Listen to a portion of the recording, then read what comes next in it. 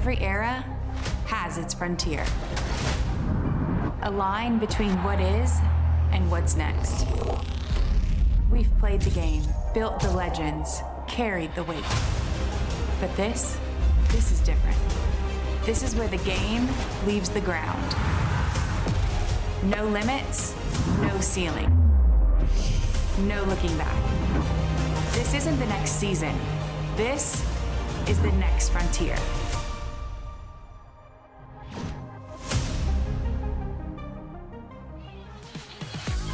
The Windy City living up to its name tonight. A cold one as we get set for a rubber match between the Chicago Bandits and the Oklahoma City Spark. A day off between Game 2 and Game 3. Chicago fresh off their first win of the year. It was the Spark who came out hot, though. The Bats, they hit 4 home runs, got a great performance from Maya Johnson, and then Chicago answered with Amber Pfizer and their best offensive output of the season.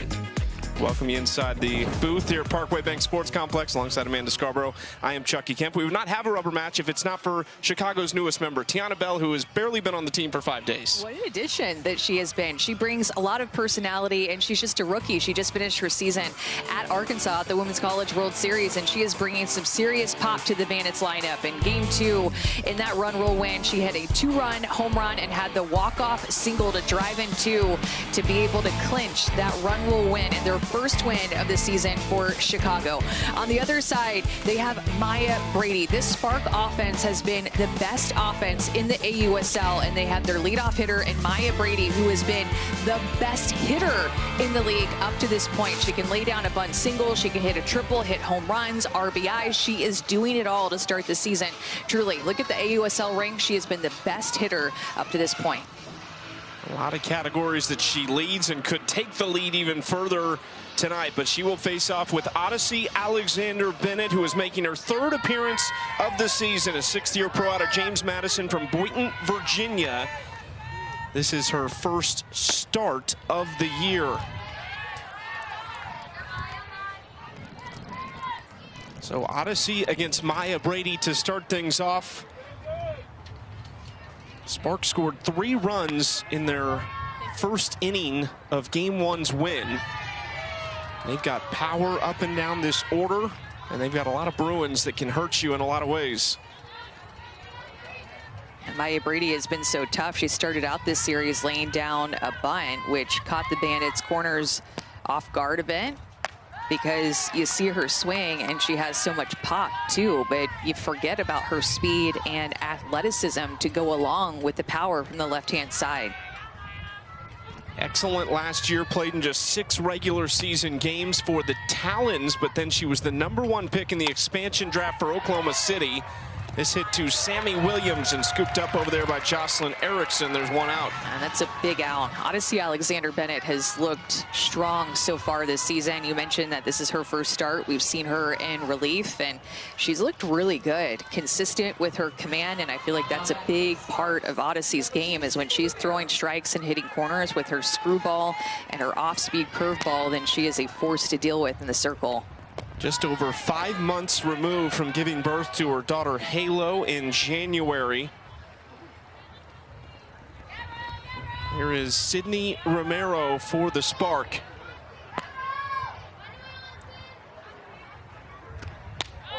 Good spot on the inside corner from Odyssey. And that's the spot that I'm talking about with the screwball. She will work that pitch into the righties and also away from the lefties. But what has made her so good up to this point in the season is just that she has been throwing that pitch on command exactly where she wants it.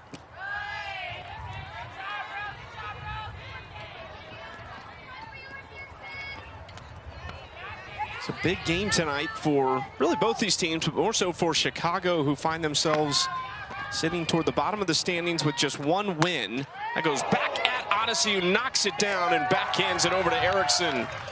And she is a really good athlete, too. Watching Odyssey Alexander play defense while she's pitching reminds me of that play in the Women's College World Series whenever she led James Madison to the Women's College World Series. Remember the squeeze play against Oklahoma State where she went up to grab it and then dove and tagged the runner before she scored?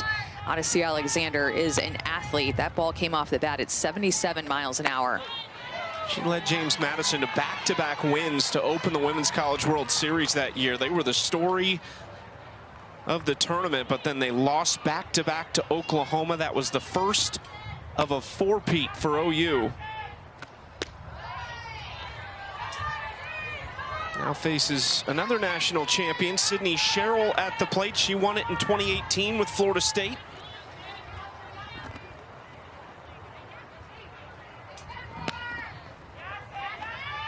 One, swings through it and falls behind 1-2. It's eerily quiet in between pitches here. I feel like normally we have music or something in between every pitch, and it just kind of keeps things lively. But all right, 2 strikes. Now the fans are going to start to get in it.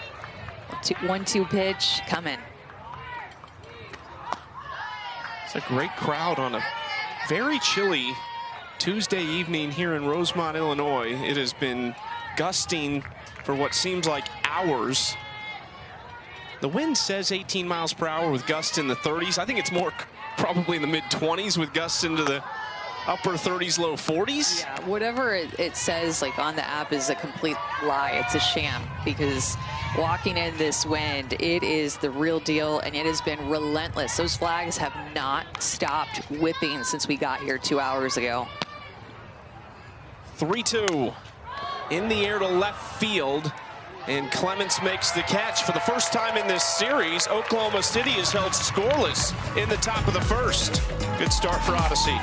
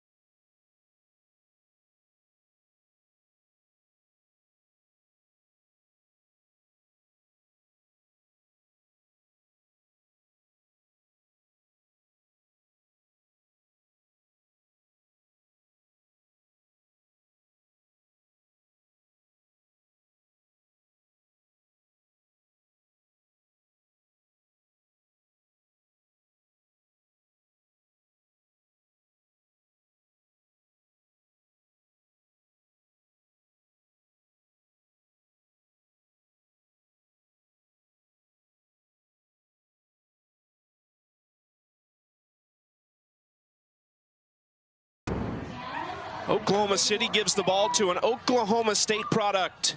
Ruby Malin, who is an Omaha native in her rookie season out of the reserve athlete pool. We saw her briefly in relief in game 1, struck out 3 batters in 1 inning. Yeah, Maya Johnson got that start, and she came in, and Ruby Malin was spinning down and spinning up. That's what Ruby Malin is going to do. Her go-to pitch is going to be her drop ball, but the development and progression of her rise ball in her senior year at Oklahoma State has really made her an even bigger force to be reckoned with. So 68 to 70 miles an hour down in the zone with her drop ball. Her rise ball will be a few miles an hour slower than that pitch, and every now and then she will mix in a changeup. First pitch catches the outside corner, strike 1 to Morgan Zirkle, who leads things off. A pair of hits in the series, including her first home run of the year. Had 9 of them last year, and that led the AUSL. Aaron Koffel, and then you will see a big change in the lineup there. Tiana Bell jumps all the way up into the 3-hole.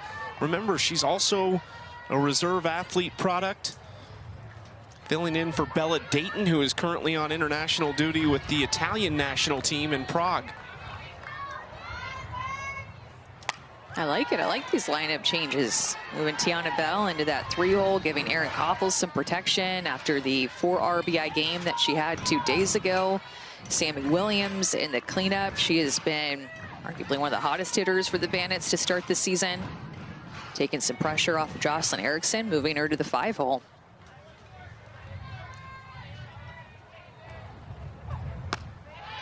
2-2 count for Ruby to start things off. So you told us what Ruby will do. At her best, when you've seen Ruby Malin dominate, what does it look like? Getting swings and misses on her rise ball and chases with that pitch, and using her changeup to set up her rise ball, and using her drop ball to induce some ground balls. And her drop ball need to be a little bit lower than that. That last pitch that she threw was drop ball. It's more up in the zone, so she's going to need to find that tumbling spin down with that pitch instead of leaving this pitch up, because right now, after what the Bandits did 2 days ago, they are seeing the ball well and want to continue that momentum with pitches up in the zone. Another foul ball from Zirkle off of Ruby, who was just a workhorse this year at Oklahoma State, won 29 games, a sub-2.5 ERA. She was co-pitcher of the year in the Big 12 with Nyjah Kennedy. Threw almost 250 innings this year.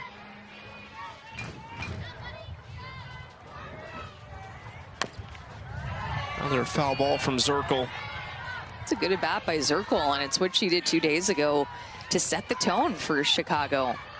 They needed a boost. I mean, they were searching and searching for a win and some energy. And Morgan Zirkle 2 days ago came up and led off the game with a hard hit single, and they just did not look back after that. Tone setter at the top for Zirkle. Pitch number 8 of the at-bat is also fouled away. Not the speedster she once was in her early days at Marshall.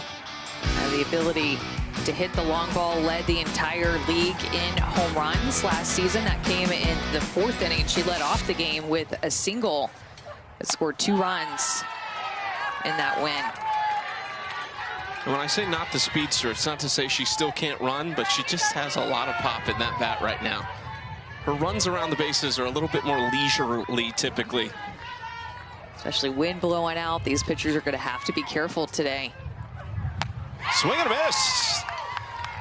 Strikeout number 1 for Ruby Malin. It's actually a drop ball that stays elevated and up in the zone and still gets the swing and miss. Or maybe last minute it was a drop ball that was called on the wristband. Maybe last minute it was changed to a rise ball by Ruby Malin, throwing that pitch up in the zone to get the swing and miss. That's the rise ball that we're talking about, Chucky, that Ruby Malin is capable of, that she developed to go along with that rise, to go along with her drop ball. First pitch hits Erin Koffel. So she is aboard with 1 out.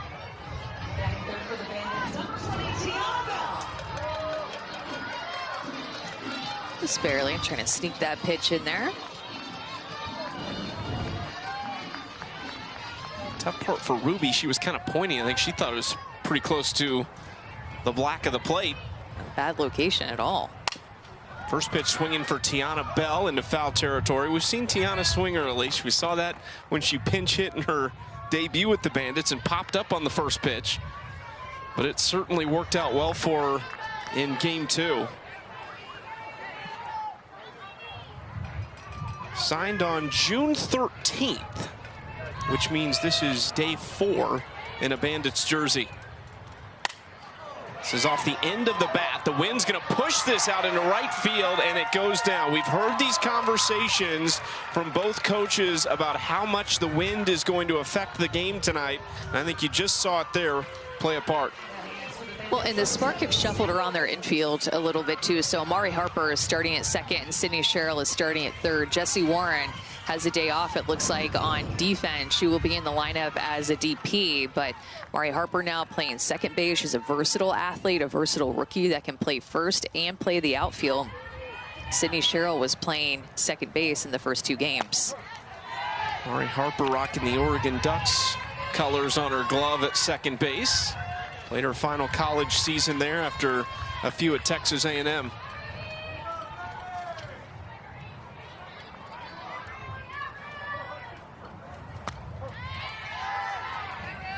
Strike 2 inside corner to Sammy Williams. There's Amari with the Oregon green on the glove.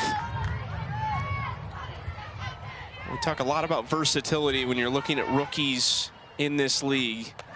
And that is one of the things that Amari Harper checks the box of. That gets away behind the plate, and 2 runners in scoring position.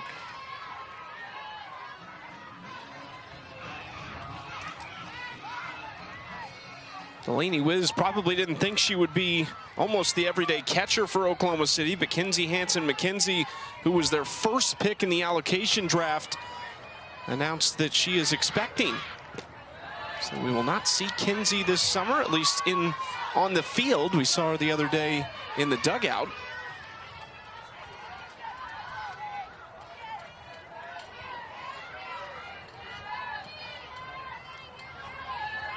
Two-two count to Williams. She's been putting together awesome at-bats to start this season. Sammy Williams had not played in an Athletes Unlimited game for over 1,700 days and has entered into this Bandits lineup this season with some big-time pop. The ball is coming hard off of her bat. She's seen the ball well early in the season.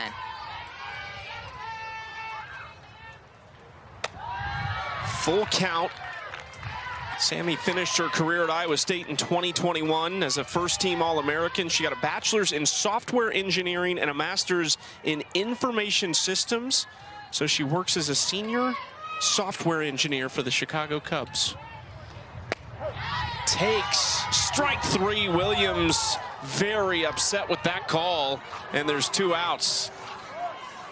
Yeah, she just cannot believe that this drop ball was a called strike. It's a pitcher's pitch there that Ruby Malin gets the call in a big situation with 2 runners in scoring position. The outside corner's been there here in this first inning. Jocelyn Erickson takes strike 1 there. Jocelyn moving down in the order. This is the lowest we've seen her in the Bandits order this season, in the 5 spot. Seems like every time she comes to the plate, she's in a run-producing opportunity. She has the most at-bats with runners in scoring position out of anybody in the league. As a rookie, that is a lot that has been put on her. And a rookie that can produce, it's just a matter of getting comfortable. And she was first-round pick for a reason. Big-time pop in her bat has come through, and with runners in scoring position time and time again in her career at Florida. 74 RBIs this year for Tim Walton. In the air to left field, Bubba Nichols-Camarena makes the grab.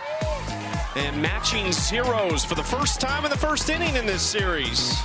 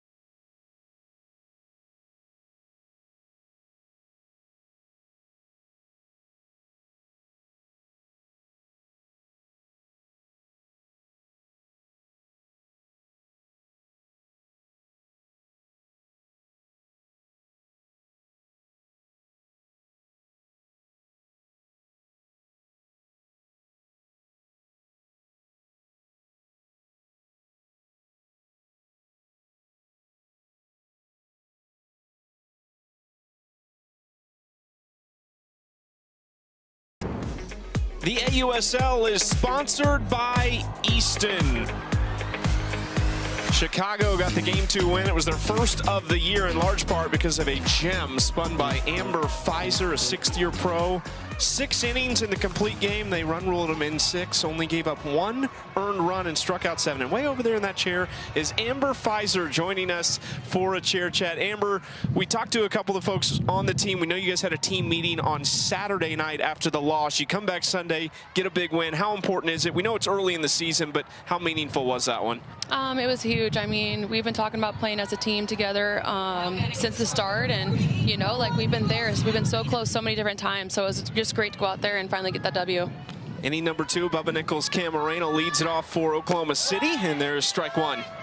Amber, I saw you posting a lot about pitching, getting ready for this season. Oftentimes it seemed like by yourself. What did you do to get prepared for this season to pitch at the level that you're already pitching at right now? Yeah, I mean, it's hard with coaching and trying to find that balance, but you know, you just have to find the grind. And you know, I had to plan my workouts ahead of practice and then stay afterward and throw those bullpens on my own. I threw to a 9 pocket a lot, so the chance I finally had a catcher, it was amazing. I know they do a great job of making us look good, so props to them. 1-1 count for Odyssey against Bubba. This is ripped down the left field line and foul. You mentioned coaching, hard to balance both. New gig for you, just announced last week that you'll be joining DJ Gasso's staff at Tulsa. Tell us about that move. Yeah, I mean, when Gasso reaches out to you, it's hard to say no. He's a very passionate, a lot of energy. He's a lot of fun. I'm just so excited to work with that staff. I think it's going to be absolutely a great time, and I'm really looking forward to it.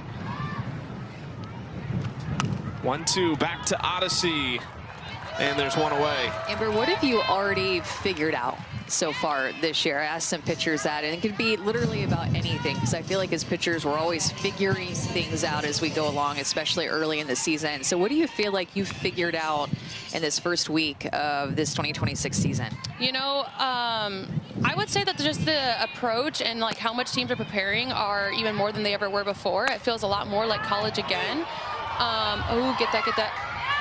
Off the scoreboard, Delaney whizzes 3rd of the series and 4th of the year. But I would say that just the team's approach are a lot better, but the zone as well. I mean, that's helping pitchers a lot, but the hitters are getting that much better too. So like, I understand both sides of it. It can be really frustrating as a hitter, but also as a pitcher with playing in the pros and the bats. And you know, our balls are typically heavier than a college ball. So you might get a little bit sore the first few weeks, just getting used to it. But I think that's mainly what I've learned. And it looked like you had kind of an interesting grip, and maybe it was just a replay that we showed that caught my attention, and it's nothing. But do you put any knuckles on the ball when you throw any of your pitches? Yeah, I do. That's my off speed. That's what I throw. Can you show us what it looks like with that ball in your hand? Yeah, so I have a 2-seam here, and then I'll put my 2 knuckles on top of it, hold it like this, and then I'll spin it like a curveball. So sometimes it actually does that. Sometimes it's really just got a mind of its own. But yeah, I use a 2-seam, and that's the only pitch I throw with like a 2-seam. It's so interesting. I'm gonna learn all kinds of things here talking to Amber. Amari Harper at the plate. Before we let you go, Amber, I have to ask you too. We saw you on opening day. You were so pumped. You were with your now pitching coach Taryn Moe at McKinney. What is that process like? We talk so much about the catcher-pitcher relationship, but what's it like trying to get to know your pitching coach as well? Oh, she's been so fun. I mean, obviously she had a great season with Mississippi State, and so it was just fun to watch her and all the success that they had this year. And when I got announced that she was going to be our pitching coach, I was seriously so excited, because I love learning from other pitching coaches and just, you know, kind of like also reassuring myself of the things that I maybe pick up on, or how to word things differently, because everyone responds to things differently. So it's just been a blast, absolutely, like learning with her and talking her through things. And so, yeah, she's been absolutely amazing. Amber, thanks so much for the time. I was going to say we'll get you out of the elements, but you're from Iowa and you played at Minnesota, so I know the weather doesn't bother you, yeah, but nothing we appreciate like being it. back home, That's right? That's right. Thanks so much. Thank you. Jessie Warren drives it to center, and she is on the board with a solo shot. 2 home runs for the Spark here in this 2nd inning. And for Jessie Warren, that's her 2nd of the year.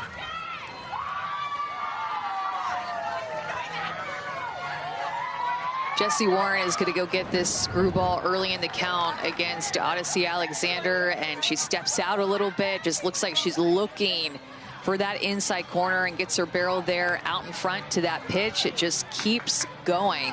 The wind is, of course, blowing out, but on the track, man, that said 240 feet, and it is 230 feet to that fence in center field, so would have been out of here even without wind. Both Delaney Wiz and Jesse Warren's home runs came on the first pitch of the at-bat against Odyssey Alexander.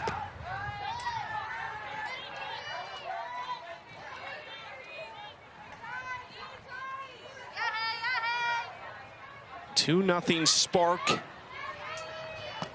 trying to pick up their 4th win of the season. That is a foul tip.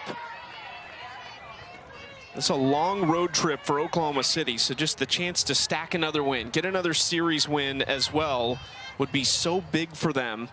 They opened their season at home against the Texas Volts and won 2 of 3. But now here in Chicago, we will go with them to Portland with a series that starts on the 18th. And then they will stay out west and go to Salt Lake City for a 2-game series against Utah before they finally get back to OKC at the end of June. Hard hit to Koffel, and that'll do it for the second. But OKC on the board. This is the best home run hitting team in the league. They lead all offenses in that category, and Delaney Wiz has absolutely been on fire against her former team. That is her 3rd home run against the Bandits, and Jesse Warren gets in on it too.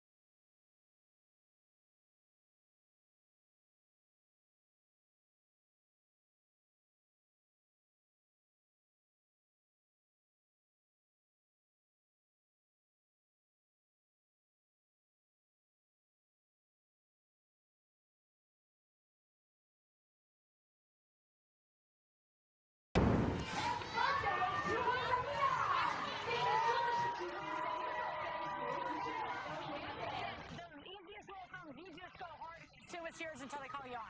Still do your communication, but it still is your ball, okay?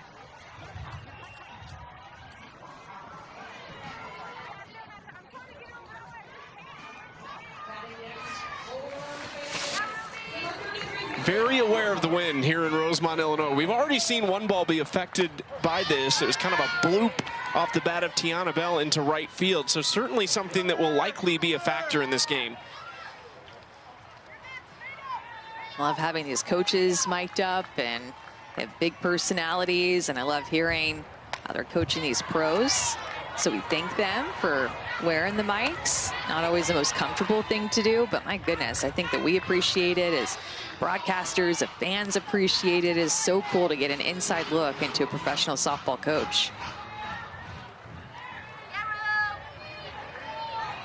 Shonda Stanton and Amber Flores, both in their first years in the AUSL. Amber has been the head coach of the Spark since their creation. So this is the 4th year for her as head coach, first in the AUSL with the Spark joining. Foul ball off the bat of Mary Jacopo. Falls behind 1-2. There's Amber Flores, fantastic player at Oklahoma. So naturally she goes with the cowgirl in the circle. I did see them hugging pregame, which I always think it's so funny. You just get these matchups because they're such great programs. Of course, they're going to produce pros and coaches. So funny. It reminds me of just like a really good mac and cheese. You know how you can just add like random things into a mac and cheese and it just works. It just flows and connects and it tastes so good. Like that's how this league is. So many different connections, and as Ruby Malin gets a strikeout there and a drop ball, but it just always feels like it just clicks and goes. Our softball world is so small. There's so many different connections, especially in this league. 3 strikeouts already for Ruby Malin. And now I want mac and cheese. Are you one that puts like you take bacon in it? Is that you? I mean, if it was offered on the menu, I would try it, but I still think my regular go-to would just be a regular mac and cheese. Well, you were just talking about adding stuff in, so I just want to check on the bacon part of it. Lobster mac and cheese. Yeah. You know, there's different things that you can add that people really like, and it adds a lot of value to the mac and cheese because usually then it's really expensive. Yeah, you're fancy. I forgot. You're not doing bacon bits in the mac and cheese. Give me the lobster.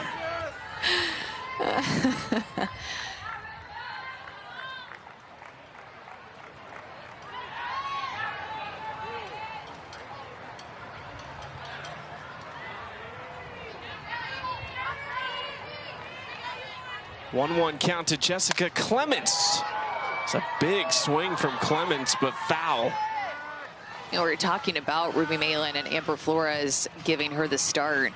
And the one thing that Kenny Gajewski always said about Ruby Malin and her time at Oklahoma State after she transferred to Washington to play for him is that she wants the ball. She is always prepared, saying that he's been around great players in his time, baseball, softball, alike, and that winning, and Ruby is at the top of that list for Kenny Gajewski in terms of preparation, recovery, eating, sleeping, that she is in love with pitching. That's what Kenny Gajewski said. And she makes sure that she is always prepared. And by nutrition, working out, sleep is really important to Ruby Malin. Tracking all that. We talked about her emotional and mental growth this year, how impressed he was with her since getting to Oklahoma State. This is another one. We talked about Cassidy Curd the other day really exploding onto the scene as a freshman. Ruby Malin was the same way. She came on as an All-American, as a true freshman at Washington, took them to the Women's College World Series as a 27-game winner, striking out batters left and right.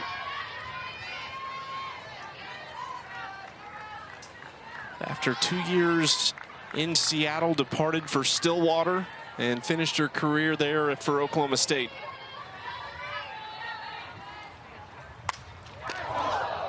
Goes into the Bandits dugout, and I don't know if somebody got a clipboard or a helmet up, but you could hear it make contact in their dugout. Shauna Stanton's actually going in there to make sure everybody's okay. It might have been their associate head coach, Courtney Martinez.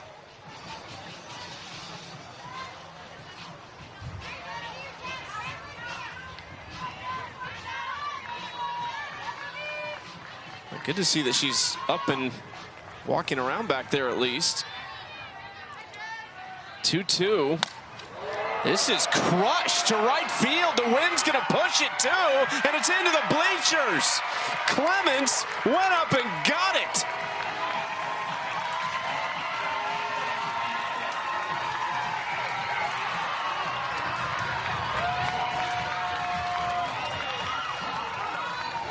First home run of the season for Jessica Clements, and just her second hit. Jessica Clements is starting to play really big for this Bandits team defensively, and now with the way that she's swinging it. This pitch was at her eyes.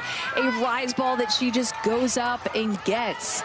Continued to carry out of here. You saw how shallow Grace Jenkins in right field was even playing, had to run a long way to the wall to track that one down, and it gets out of here. And I love the way the Bandits just answer right back here.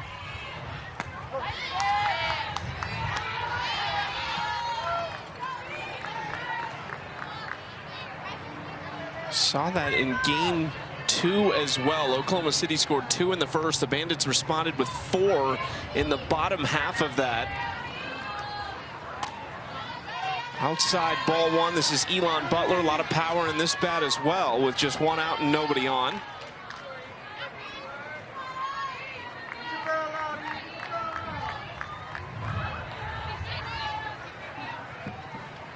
A little off speed. Butler flares it out to right, and that is going to beat Jenkins to the wall. Butler rounding second. She wants 3, and she will get it.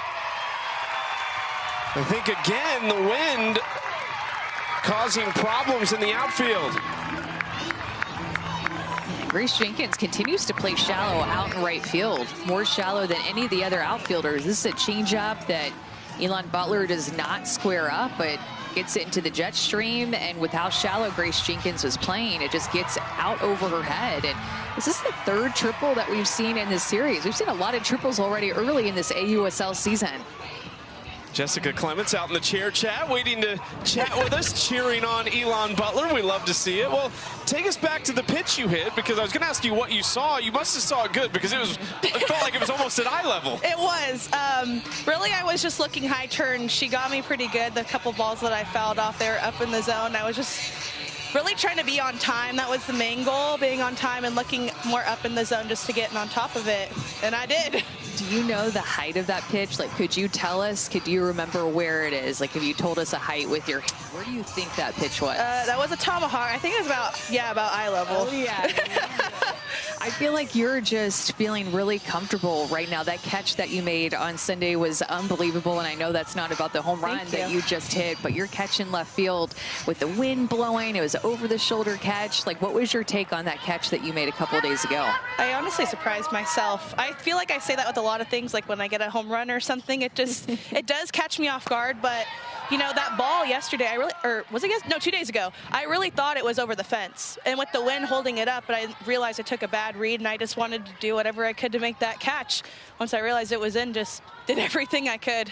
Jessica, thanks so much for the time. Nice swing. Thank you. Appreciate it. Thank you. Jessica Clements responds, and then Elon Butler right after that gives him a triple. So a runner at 3rd with just 1 out for Ilana Agbayani. Another one of these Oklahoma connections. Clements will get a quick breather in the dugout and probably try and get warm for just a second. Agbayani through the right side, and we are tied at 2.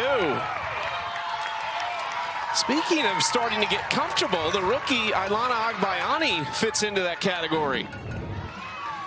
Yeah, these two have seen each other, with Agbayani playing at Oklahoma and Ruby Malin playing at Oklahoma State. They have faced each other a lot. Agbayani just using the ground with that drop ball.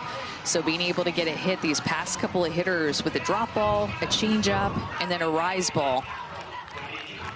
And me, knock Ruby Malin out of this game. Conversation with Ruby Malin in the circle here. Remember, Flores was at the home plate umpire talking to him, so we might have a pitching change coming up. And we will step away as we await our new arm. 2-2, still just 1 out in the inning and 1 on.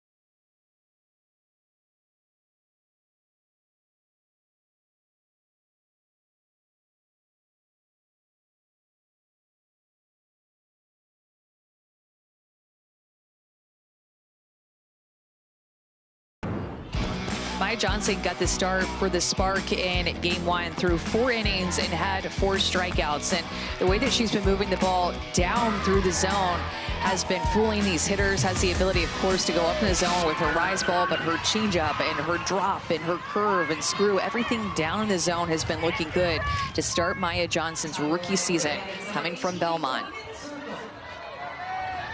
There were big expectations on her shoulders out of Belmont. The first mid-major player to receive a golden ticket, got it from Jess Mendoza. Not just drafted, but she was the 3rd overall pick in the college draft for Kirk Walker as the GM of the Spark. And basically is leading this staff right now as they're missing 3 of their main ingredients to their 5-person pitching staff. 0-2 count to Zirkle. That is softly hit, and it gets down into the outfield. Agbayani wants 3, and she is in safely.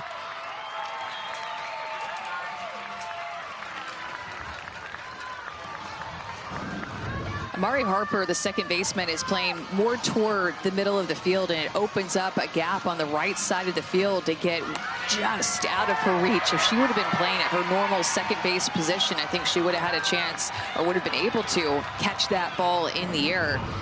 Bandits getting some balls to fall here and squaring ones up.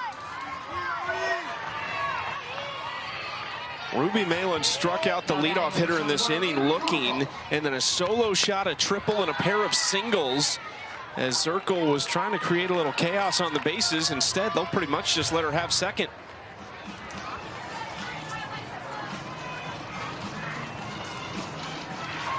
So now the question is, with last year's MVP at the plate and a base open, what do you do? Although there's a conversation happening right now about that last play, I believe. Amber Flores came out. Delaney Wiz was kind of pointing toward first base.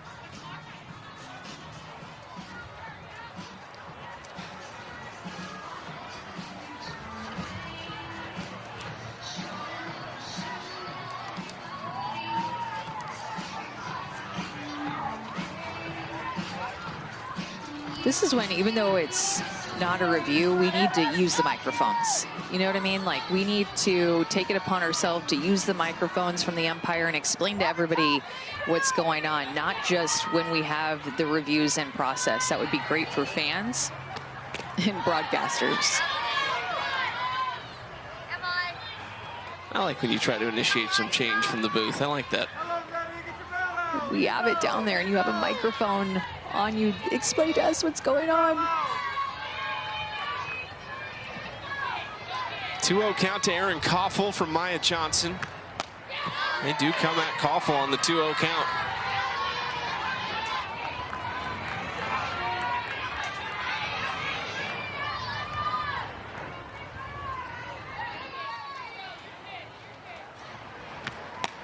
Another big swing from Koffel. Maya Johnson bouncing back against the veteran. Back-to-back screwballs against Koffel to get right back into this count. And the thing about that screwball that she's thrown to her 2 pitches in a row, it has a little bit of up movement to it as well. It's a nasty pitch. Go right back to it. She got her swinging. That is big time from Maya Johnson. Fell behind 2-0. You're thinking maybe they'll just let her take first. Not a chance. 3 swings and misses on a row. All 3 on the screwball. This last one a little bit lower and maybe even about a ball more off the plate. She gets a swing and miss with 2 runners in scoring position. That was a big K. And now look at her go right at Tiana Bell. She has thrown 9 pitches and 5 have been swings and misses. Maya Johnson is coming out absolutely firing it. Loves to go to that screwball on her arm side, so away from a right-handed hitter.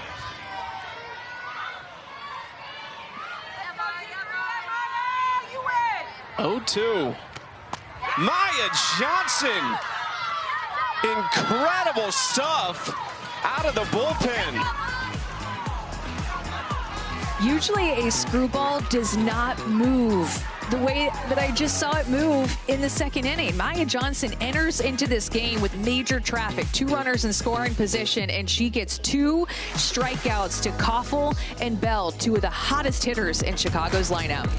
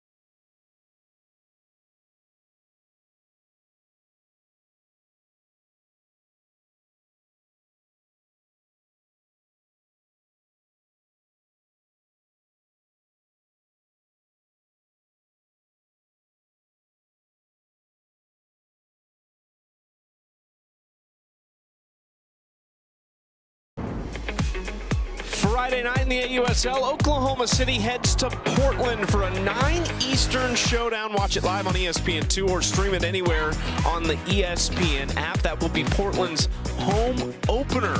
And that place is going to be rocking because the reception we've heard from everyone who plays for the Portland Cascade or their general manager, Jamie Loprise, has been that they are ready for some softball. I think their pitchers are ready to pitch in front of their home crowd. And they have been off to a fantastic start. This three-headed monster of Sam Landry, Kenzie Brown, and Kelly Maxwell. This season they've been good, but all of them combined for 21 innings against the Utah Talons this past series, and they got the sweep. Only allowed 4 earned runs against the defending champs. 10 strikeouts for Kenzie Brown in her win over the Talons in Game 2. That was an AUSL record in a single game as Odyssey retires Grace Jenkins to start the 3rd inning. So you think about this weekend, you have the team that's had the best pitching against the team that has had the best hitting in the league with Cascade and Spark rolling into town. Can't wait to see how that one plays out. And I mean, we were talking about with Jamie Loprise, the general manager of the Cascade, the crowd and the fans and the season ticket holders should be electric there. Top of the order, it is Maya Brady with 1 out, nobody on. Second time through for Odyssey Alexander Bennett. 1-1 count.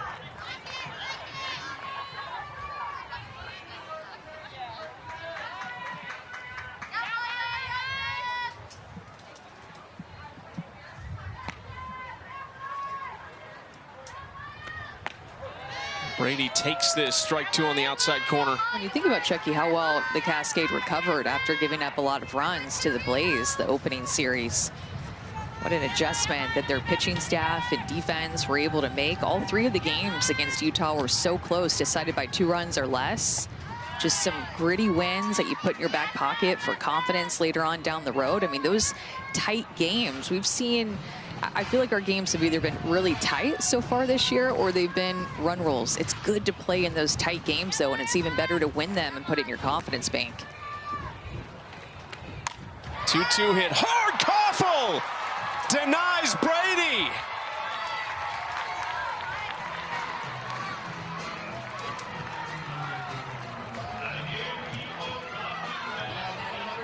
Aaron Koffel defensively has just been money for Chicago to start this season. 79 miles an hour exit velocity. Aaron Koffel, right place, right time. And that ball looked like it was going to take her glove into left center field.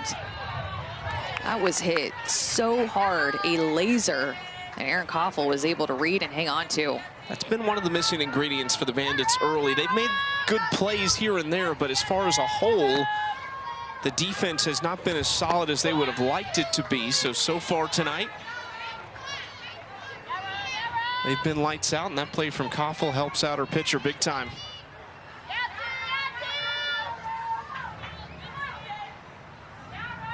Sydney Romero, a 1-1 count, takes that down low. We saw great games across the AUSL last night. There were 2 of them that were both decided by 1 run. The Cascade sweeping the Talons. They won that game late. Sam Landry closing the door. And then out in Durham, the Blaze beating the Volts in extras. In that game, Sydney Romero's sister Sierra homered. First one of the season for Sierra. The games were so good last night. Double header. I got to just sit and watch softball 2 games in a row. They were 2 good games last night. But probably the game of the year so far was that one with the Blaze and Volts going 9 innings. That was some good softball. That the fans there were locked into their Blaze home team. It was just so cool to see. And in a walk-off. Fouled off by Romero. Yeah, Alicia Ocasio having a great start to the season. She just looks so motivated right now, both in the circle and with the bat. She had the walk-off winning hit. How about Anna Gold? 2-run home run in the 6th inning to keep that game alive. That was on a changeup. Carlin Pickens entered in late into that game and just was throwing gas. Carlin Pickens has 3 wins already as a rookie.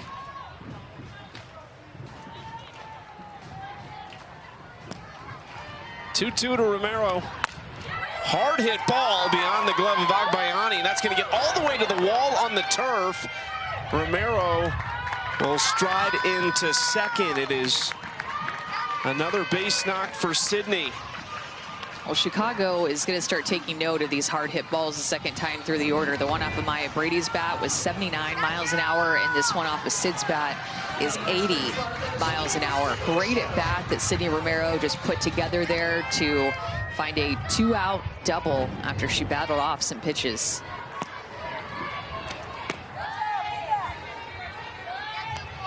Now Sydney Sherrill with 2 outs. Odyssey Alexander Bennett wants a new ball.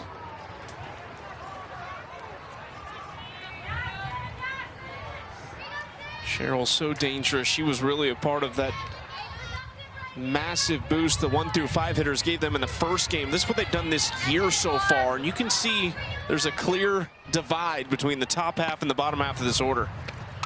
Yeah, through the series, 1 through 5 in this order has been so tough to put away for Bandits pitching. But if you can get through 1 through 5, there's some hope, it looks like, at the end of the order, 6 through 9. However, Sparks offense, 1 through 5, maybe the best 1 through 5 in the league. Jesse Warren did give him a spark tonight out of the 7 spot. You know, there's capable bats down there. They just haven't produced at that level yet. And it's hard to keep pace when you see the numbers that they put up at the top of this order. 1-2 into left field, and fair ball. Sydney Sherrill is going to drive in the go-ahead run and reach second base.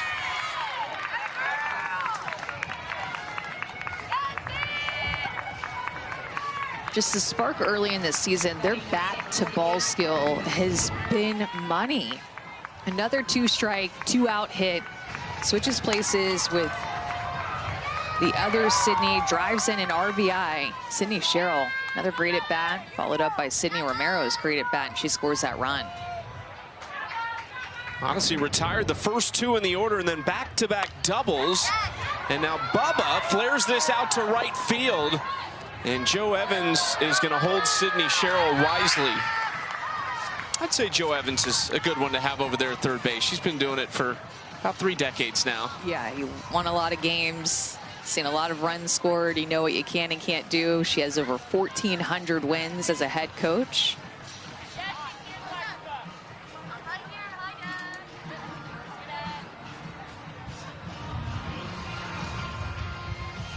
There's an art to that, to sign giving, right? Like, oh, yeah.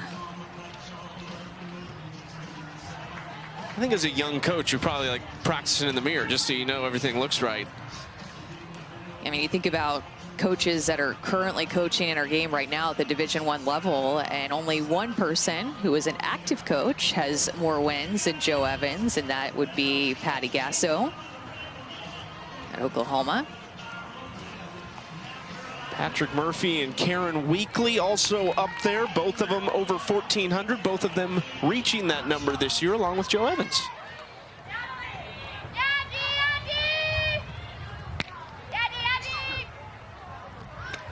The majority of those wins came at Texas A&M, not all, but a very good chunk of them came at Texas A&M, so now she is at UC Santa Barbara.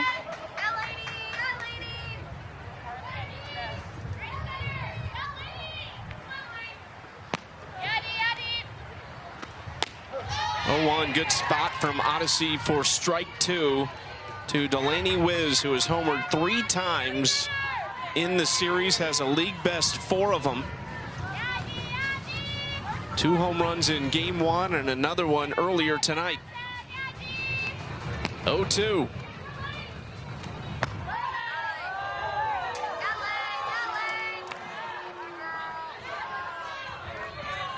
Odyssey begging for that call in the outside corner.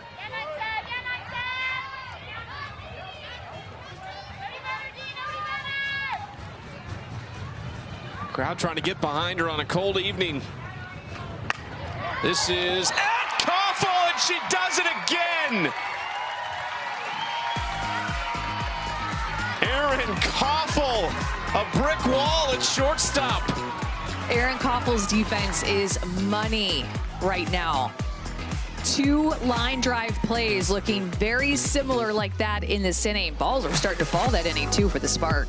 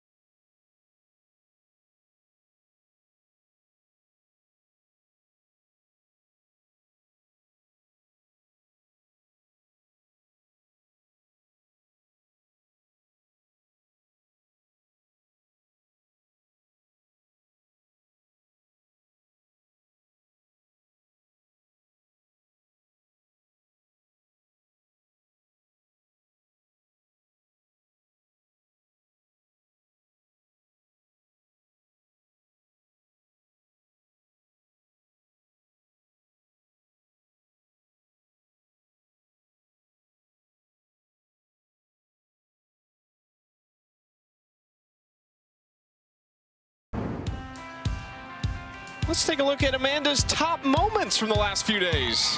One is going to be Delaney Wiz hitting 2 home runs in 1 game against her former team. You can tack on another one because she hit 1 tonight. So 3 home runs in this series against her former team, the Bandits. And then Sunday, the way that the rookie, Kenzie Brown, pitched against the Talons, 10 strikeouts and a complete game win. Finally, last night, we were talking about that epic game between the Blaze and Volts, and it was Alicia Ocasio in the 9th inning with a walk-off RBI to finally get that win for Carolina.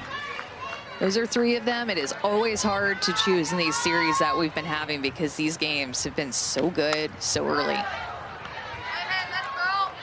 Trying to figure out what you have on our producer, Mariah Gearhart, that you got your face on a element coming out of the break there. Here's our AUSL standings so far, and it may feel early, but it's a short season, only 25 games played. You see where these 2 teams stand? It's a big game tonight for both of them, but even more so for Chicago. Don't want to dig yourself too much of a hole. We've talked about some of the big pieces that they're missing right now. One of them is Lexi Kilfoyle, Kat Sandercock, another one. So key elements of the pitching staff as well as Skylar Wallace.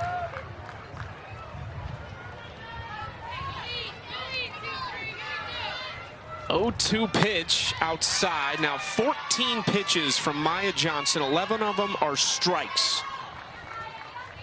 A lot of those are swinging strikes. And how about, Chucky, the turnaround of the Blaze from the way that they started last season compared to this season, now being at the top of the standings? They were at the bottom of the standings last year, top of the standings this year. Such a hot start. Cascade, too, finding themselves right now in 2nd place on a 4-game win streak. And then the Talons swept the Bandits in weekend 1 and got swept this past weekend. So some highs and lows there early on for the Talons. 2-2 count for Sammy Williams. Part of it for the Blaze, I should say. Dana Sorensen nailed their draft. Their rookies, Carlin Pickens, Reese Atwood, and Dakota Kennedy are rolling out of the gates in this 2026 season. This is lifted to center field off the bat of Williams, back to the track, and it's caught by Brady. Fighting the wind to track that ball down. There's 1 out. What can't Maya Brady do? She made that play look so easy on a day where there are 30-mile-an-hour gusts, and Sammy Williams squared one up on a changeup. She's even playing a little bit shallow, but just sticks with this. The wind is moving toward right center field. She keeps moving toward right center field, and we have a new right fielder next to her in KK Madry, who looked like she was communicating. I hope she was communicating. If not, it made what Maya Brady did to track that ball down even more special.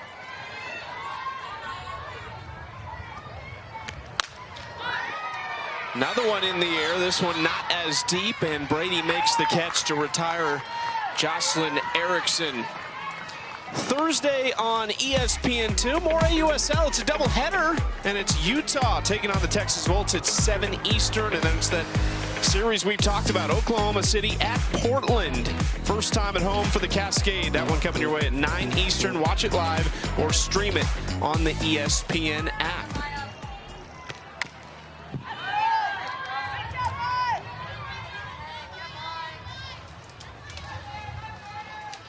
It's hard to believe we're already 5-6 games into the season for all of these teams.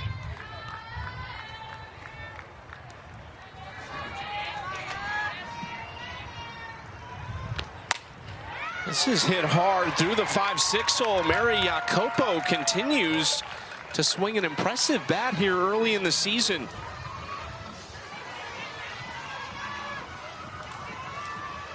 We're talking about that Cascade and Spark series coming up this weekend in Portland, and I'm sure the Spark watching this game are excited. Excuse me, the Cascade watching this game are excited to see Maya Johnson enter so early into relief, knowing that the first 2 series she's been the game 1 starter for the Spark and has done a tremendous job at doing so, setting the tone for the pitchers in the circle as Kylie Sand comes in to pinch run. But they'll have a day off tomorrow and then start the series on Thursday, but you don't have to face Maya Johnson maybe to start the series, and you see her throw a lot here. I think the Cascade are going to really like that. Day off for Oklahoma City tomorrow to travel to Portland. So you get a 2-hour time change going out there, not the shortest of flights either, and then off you go Thursday, Friday, off day Saturday, and game 3 of that series on Sunday. Chicago stays here. They'll play Carolina. Jessica Clements in a 1-1 count with 2 outs and a runner on first. That is the pinch runner, Sand.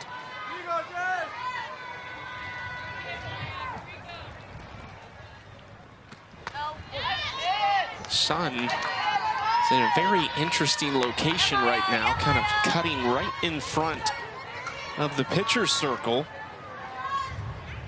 So the ball starts in the light, and it quickly goes into the shadow.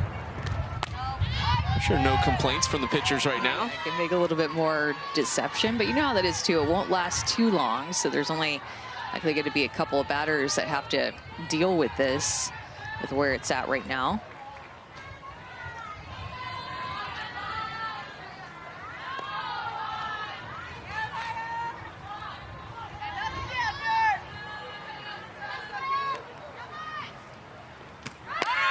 Clemens takes, runner goes, and that's going to go into center field. The pinch runner, Sand, getting aggressive and takes second.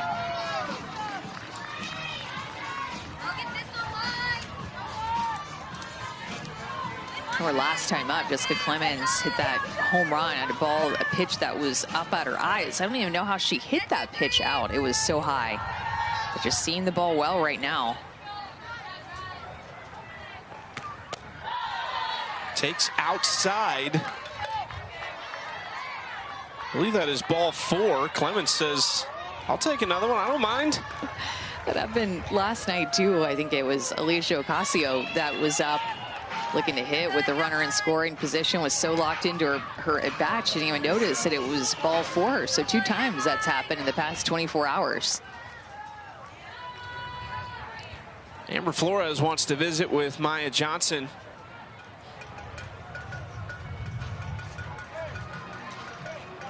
Two on, 2 outs for Elon Butler.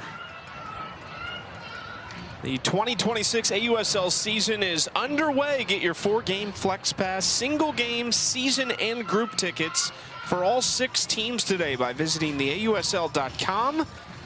AUSL, this is legendary.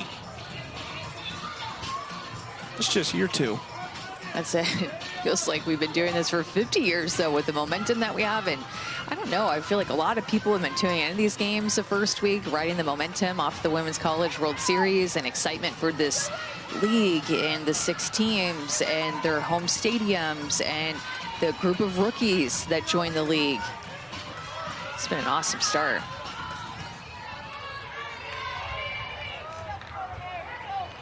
Big spot for Elon Butler. Rookie out of Oregon, would have played that 1 season at Oregon with Amari Harper out at second base. They both transferred in, part of a really good transfer class for Missy Lombardi. And now on opposite sides of the field. And she's going to have to find a way to deal with this Maya Johnson screwball that she has been going to against these right-handed hitters over and over and over again. It has been her go-to pitch. She's gotten a lot of swings and misses, and oftentimes the screwball has had upspin as well. It's a better swing, getting a piece of it, not just swinging and missing underneath of it. But Elon Butler has to find a way to get on top of the screwball that you just know she's going to see again from Maya Johnson. Johnson ahead 1-2. Just a piece from Elon Butler. That is a tough pitch to foul off. Good protection with 2 strikes. Just getting better and better with that screwball, moving away from her as this at-bat has gone on, and it puts Maya Johnson in a pickle of, okay, what do I want to throw her here? Maybe go up in the zone. And she lays off.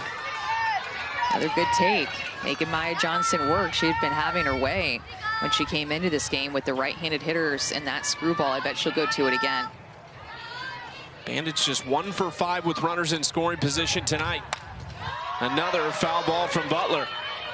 This is a great at-bat.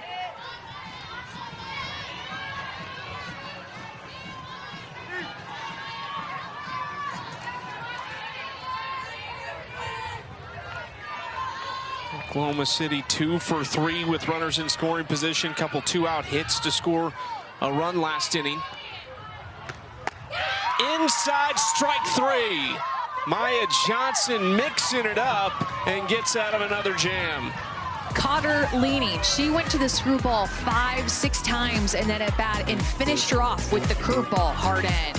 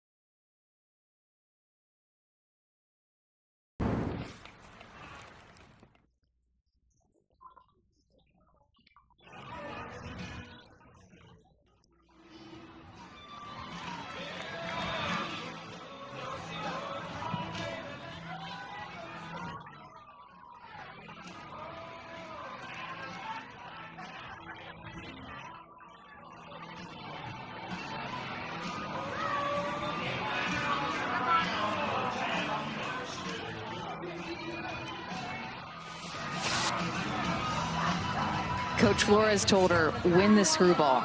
Guess what that pitch was that she hit out? The screwball. First pitch that she got was a screwball. She won it, didn't even have to deal with the off-speed pitch. First pitch swinging in the inning for Amari Harper, who hits it hard but lines out to right field. So there's one out, and now here is Jessie Warren, who won the screwball in her last at bat, and we'll see what she does here in her second of the evening. Just cool to, when your plan pays off, when you commit to it, when you sell out for that plan. And she saw a pitch on the inner half, was on time with it, knocked it out of here. And then so now she's going to get a curveball to start the at-bat. Not going to go back to that screwball or anything inside to start this at-bat. Maybe she will later, but trying to see if now Jessie Warren can handle the outside half.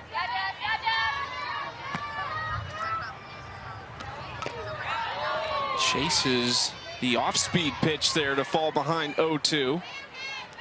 So interesting to hear all the different approaches. They're looking pitch there. We saw last year the Talons, what really made their offense great down the stretch. They were hunting windows. That was Howard Dobson's kind of message to them.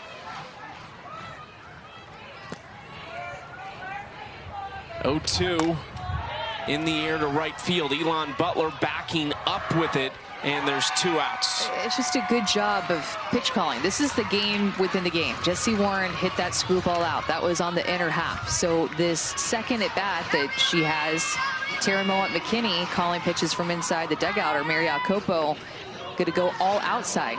Curve, change, curve for the out to get Jessie Warren after she demolished that screwball.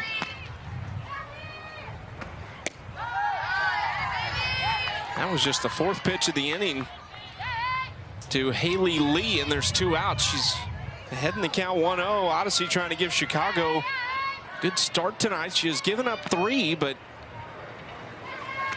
that has been one of the problems for the Bandits in a couple of their games, just getting behind early on.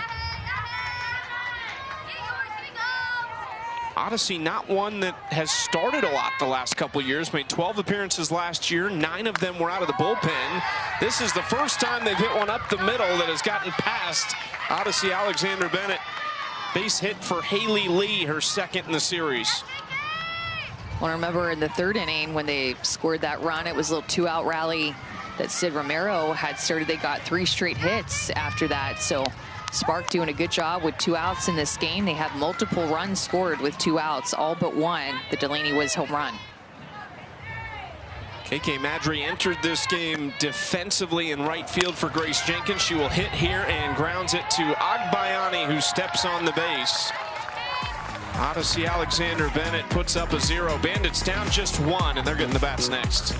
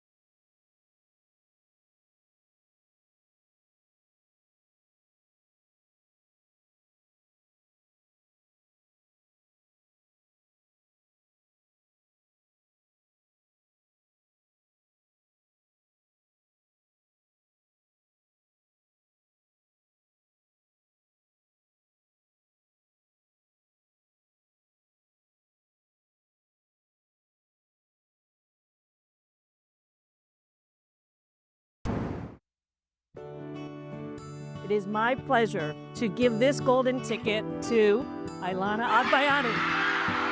I knew in advance, but I didn't expect what this was going to feel like.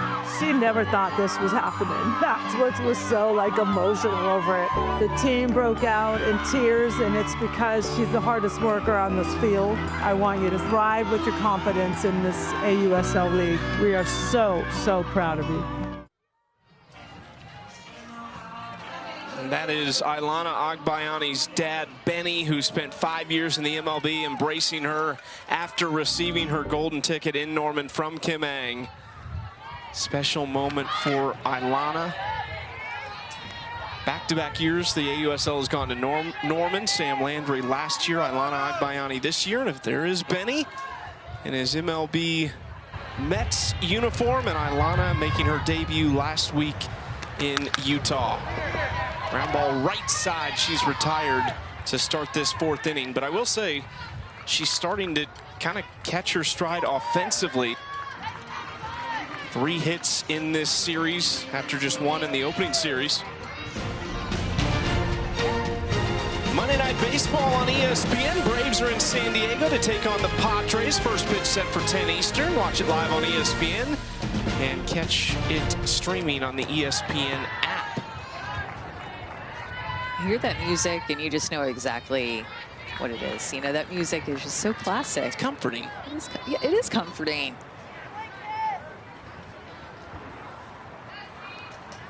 There is Morgan Zirkle. Spun outside, ball 1. Speaking of MLB ties, Zirkle, who played at Marshall, she was one of the best to do it there, one of 5 NFCA All-Americans in that program's history. Played for Shonda Stanton. Another one that did that was a 4-time All-American, Rachel Folden, who is, for a long time now, kind of been in the MLB system as a hitting coach. I love how you pulled that all together. That's awesome. Shonda Stanton pulled those two into Huntington, West Virginia to wear the Marshall green. Both of them absolute stars there. Now Shonda Stanton, the head coach at Indiana, just completed her 9th year. Has turned that program into just such a consistent winner. Well, and she was telling us that Morgan Zirkle had an injury, a foot injury that led her to swing away more at Marshall. So that injury turned her into more of a swing away hitter, bringing out that tool in her. Ground ball up the middle. Harper scoops it up, and there are 2 outs. And Zirkle, for a moment, looked a little hobbled there at the end of the line. She's jogging a little more normally back. Hopefully she's okay.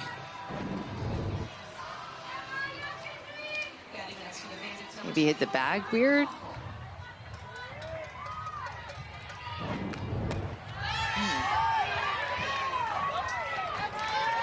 Keep an eye on Zirkle as this game goes on. She's already talking shop and hitting with Courtney Martinez in the dugout. Koffel into the gap in right center. One hops the wall, and Aaron Koffel will have a double. So the Bandits trying to put something of their own together with 2 outs.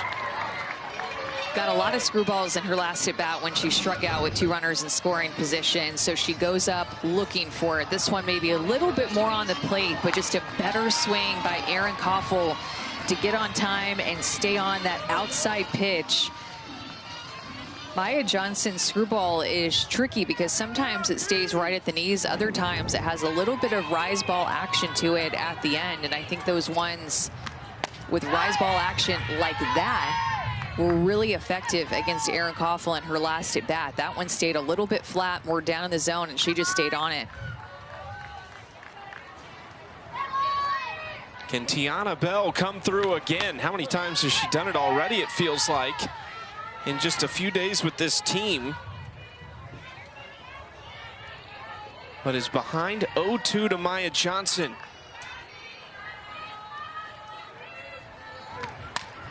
Fouls that pitch off to stay alive. And this is how Maya Johnson is a different type of left-handed pitcher. I noticed this when she was at Belmont.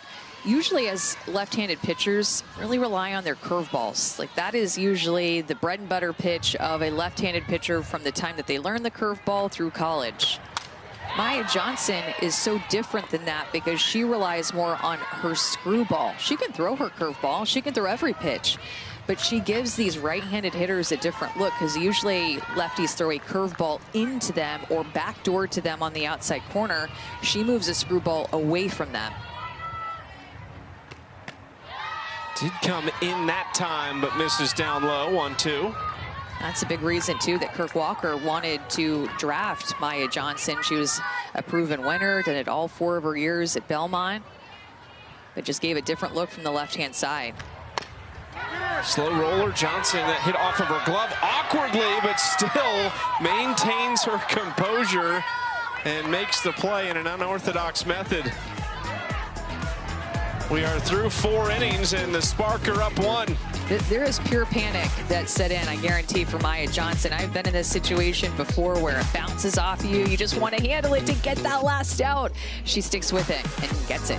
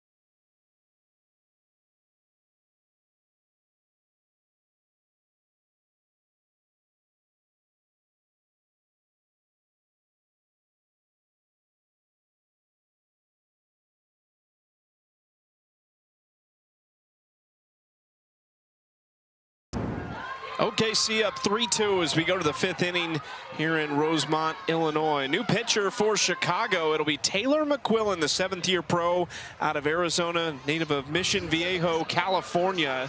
Haven't seen Taylor since game 2 of the season. She started that game against the Talons, but was pulled in the 3rd inning. Gave up 4 hits, 1 walk, just 1 earned run. This is a veteran presence that they need in the circle. Yeah, especially in this tight game. And you think about just season-wise how important this game is for the Bandits. They won their first game on Sunday. This is a close game here. Still time left, even though they're trailing by 1. But important for Taylor McQuillan. Oh, no. Brady got all of it. It's over the bleachers in right.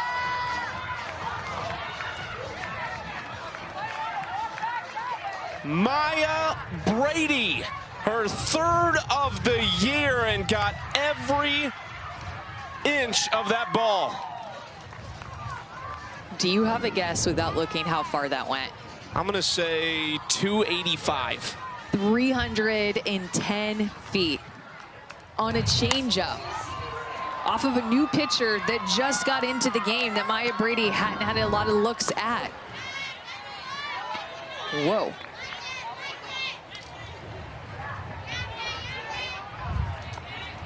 They needed about 10 feet of height probably to even get close to that.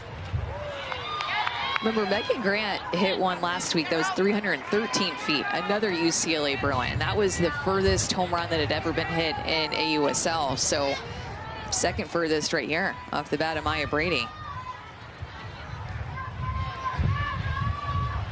Insurance run for Oklahoma City. Now Romero sends this into center field, and Zirkle backtracks to make the catch, 1 out. And I just want to come clean about something.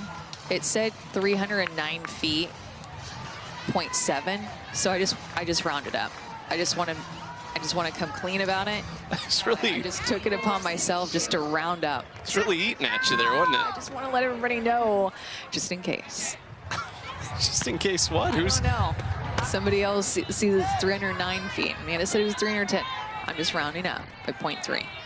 You'll sleep well tonight. Sleep well knowing I got it off my chest.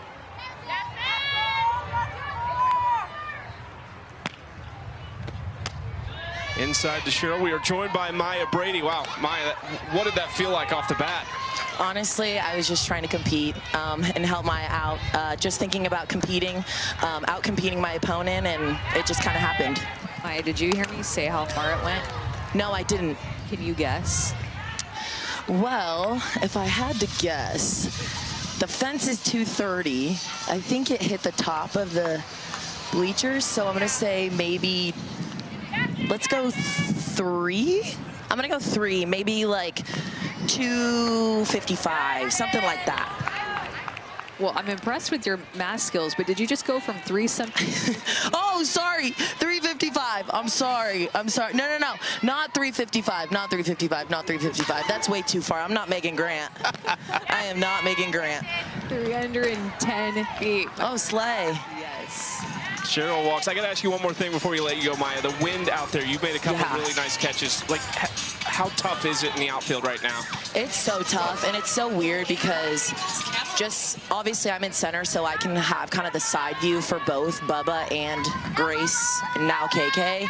And I swear, Bubba's side, it's like dying. I'm like, back, back, back. And then it like dies. And then this side, it's just carrying. So honestly, just trying to keep my feet moving and just stay athletic because it is super hard. And I don't know if they can see the flags, but it is blowing. It's crazy. Thanks so much, Maya. Good luck. Thank you. She has made it look easy out in center field, and she's also made it look really easy at the plate. Unbelievable start to the season for her.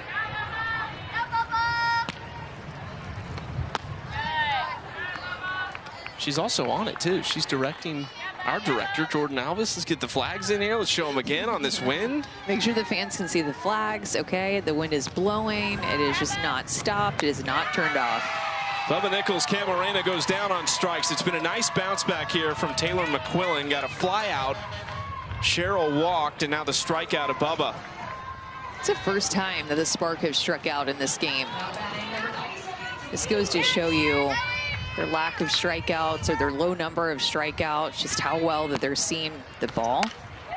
This goes into right field. It almost got Cheryl, who will take third base. A 2-out base hit again for Oklahoma City, this time off the bat of Delaney Wiz. 6 hits for Delaney Wiz, who barely misses her teammate over there, Sydney Sherrill. That was 75 miles an hour off the bat. I don't know how it didn't hit her. Look at that athleticism by Sid Sherrill to move out of the way of that line drive and get herself to third base despite dodging that line drive.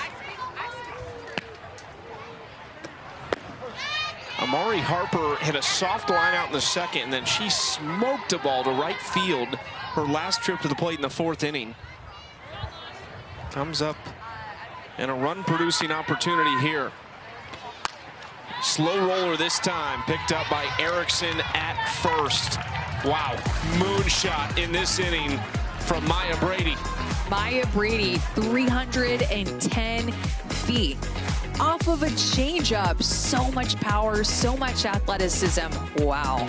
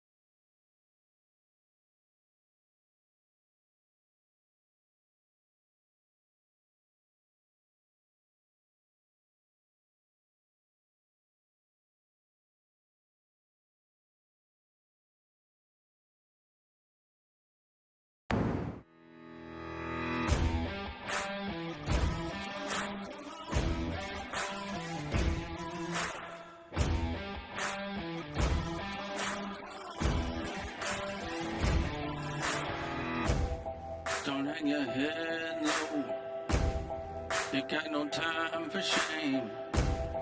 Don't let the world say no. You gotta fan the flames. Rev it up, rev it up, rev it up till you can't. We have seen the long ball 4 times in this game, and it's a 4-2 lead for Oklahoma City, trying to get out of Rosemont with a series win before they head to Portland for a 3-game set with the Cascade. Can the Bandits respond? Sammy Williams with the answer off the wall in right center field and slides into second base. First hit of the night for Sammy. Sammy Williams is a name that you quickly need to know in this league with the way that she's swinging the bat early in this season. That pitch was low and away, and she still was able to barrel it up. That was a pitcher's pitch, pitcher location, and she still found a way. First time in the game a Bandits leadoff hitter has reached. Sammy Williams in scoring position for guess who?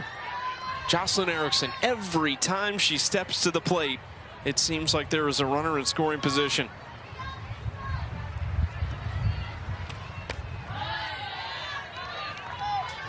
Feels like Jocelyn Erickson's still kind of waiting for her first big moment. You know she's capable, one of the best players in the country over the last few years at Florida.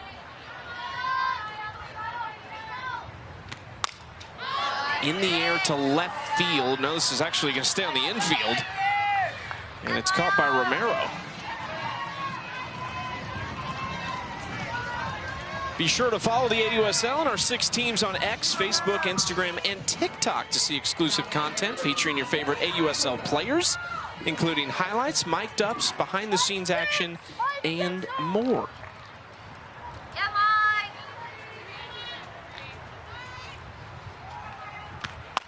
First pitch swinging.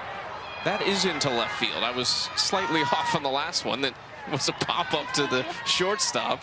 You just never know with this wind, and it just does not stop. You know how sometimes there will be the wind that like blows really hard and then it slows down, and then it blows really hard and then it slows down. Not here, not today. Do you think that's preferred by the outfielders, though? You know what you're going to get. It's true. I find wind just to be so annoying. As a player, I'd rather it be really hot, and I might even rather it be really cold than really windy. I hate the wind. Texas native wants the cold. I don't know. I'm not going to say wants the cold. Prefers it over the wind. Yeah, that's interesting. I might go there, and we're having some shoelace issues here. Johnson ready to go in a 1-1 count alongside Amanda Scarborough. I'm Chucky Kempf. Finishing up Series 2 in the AUSL here in 2026. A lot of movement. 2 new teams in the league this year. 6 home sites. Unlike last year's touring entity, we were all over the country to the tune of sellout crowds, but now there is a different feel.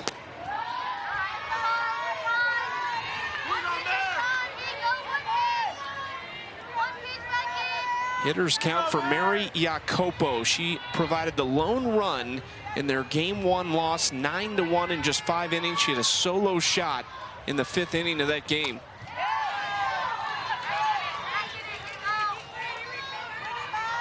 Second time Johnson's been in a full count. The last time was against Jessica Clements, and she walked her. Jacopo would love to turn it over to Clements with a pair on. 3-2. Ground ball left side. Williams running all the way, and she's out. Seemed to be running on contact and runs into an out at third base. Trying to be aggressive with Shauna Stanton loves in the base running department, but this one just too aggressive. Sid Romero picks it up right away. Cheryl puts that tag down. Closer play at third than I originally thought, though, to be honest. Not bad. Yeah, 2-3. Saw a lot of Sydney Romero at third base last year. She's played a great shortstop early in the season. Clements fouls it down the left field line. We entered this series with Oklahoma City having a fielding percentage almost 20 points higher than the second best team at .988. Seen a lot of Jessie Warren at third base. You mentioned earlier she gets the night off defensively, so Amari Harper comes in. She goes to second. That moves Cheryl to third. And Maya Brady is shading toward left center field in a big way. So right center field is completely open. Big shift there for Clements. Clements takes strike two. Something in that gap could easily be a triple for Clements, who hit one somewhat that direction. Her home run landed in the right field bleachers right on the edge of them toward right center field. 2-2. Slow roller first base side. Haley Lee scoops it up and makes the play. So the Spark in the fifth get an insurance run and they lead 4-2.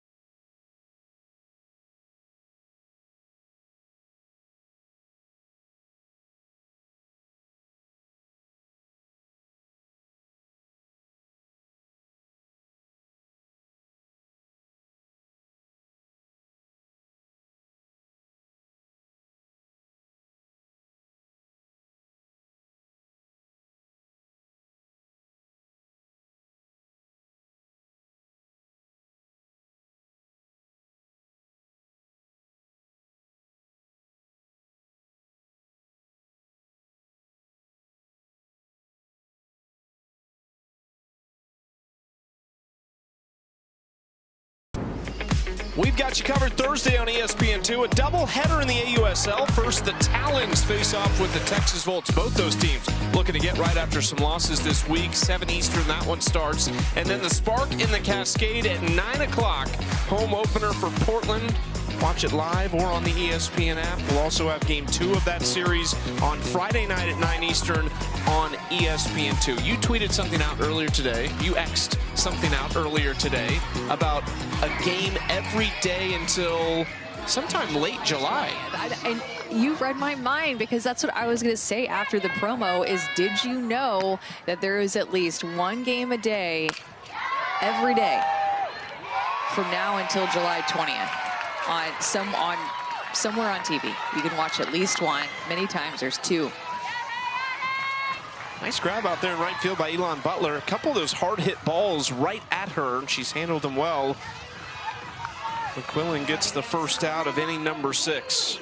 And I highly recommend watching the doubleheader on Thursday, because if it's anything like the doubleheader last night on ESPN2, then you're in for a treat. I was locked in. Stayed up way too late, but I was locked in.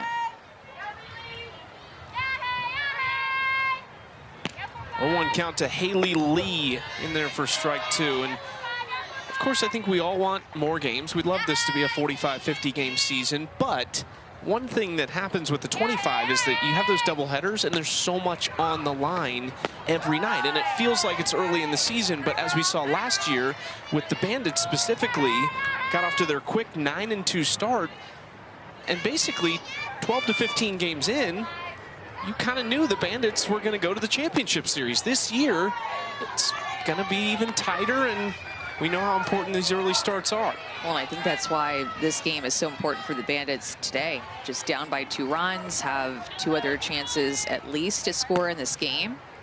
We did go to extras.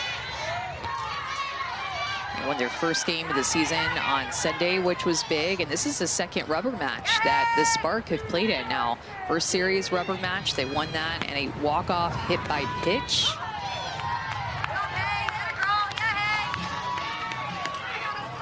Lee walks with 1 out. Talked about all the craziness yesterday. This series, too, we've had 2 run rolls, and then here we are tonight in a 2-run game. But the Bandits had 2 hits in game 1, and they turn around with a season high in game 2. Well, and it was after that game 1 that Shauna Stanton told us that, I think it was her, maybe it was somebody on the Bandits told us that they had a 3.5-hour team meeting after game 1, and you could tell that there was a big-time response from them in game 2 when they run-rolled the Spark and just played freer and they played bigger, and you could tell that that team meeting was had and heard. Billy Andrews going to run over at first base for Haley Lee. And you might think it feels dramatic. You have a 3-hour meeting, 5 games into the season, but back to the point about this being a shorter season, McQuillan turns and throws out Madry. You're a 5th of the way in. And that was going into the 5th game, but either way, you were almost a 5th of the way into the season without a win yet.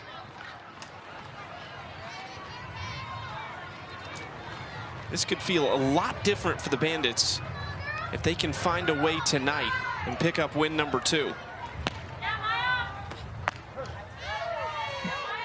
No off day for them tomorrow. They get right to work against the Carolina Blaze, but if they want to come back, they need to retire this bat right here.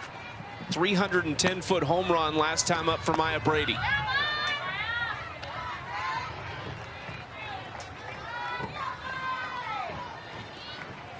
Second-year pro from Thousand Oaks, California, starred at UCLA.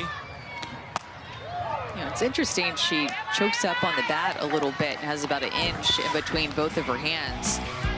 Led to this home run against Taylor McQuillan on the changeup, 310 feet over the right field bleachers off her bat. The great barrel control by Maya Brady. You see that inch choke up, and Taylor McQuillan gets a strikeout this time. Big response from McQuillan and Chicago. Little revenge on Maya Brady.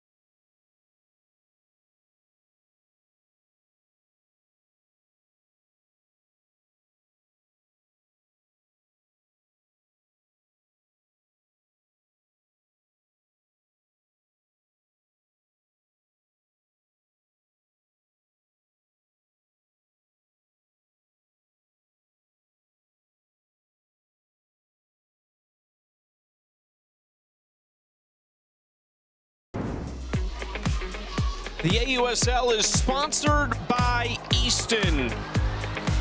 We've seen the long ball tonight 4 times, and they have all been solo shots. None bigger than Maya Brady's 310-foot mash to right field.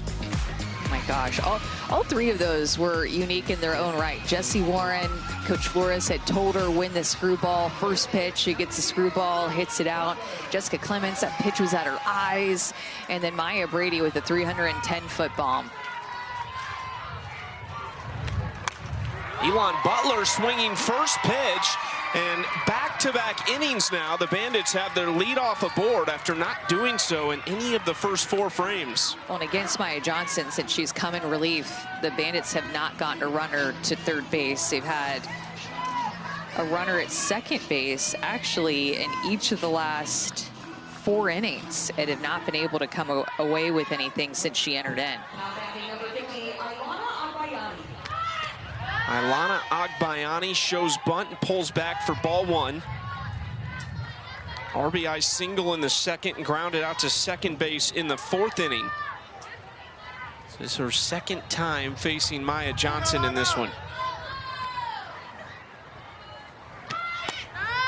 Missing on the bunt attempt that time. No, they're going to say she pulled back. So it's 2-0.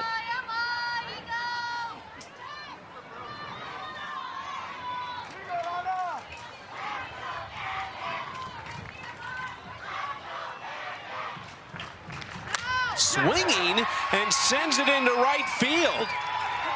So it looked like Agbayani was just trying to sacrifice the runner over. Instead, rips a single into right.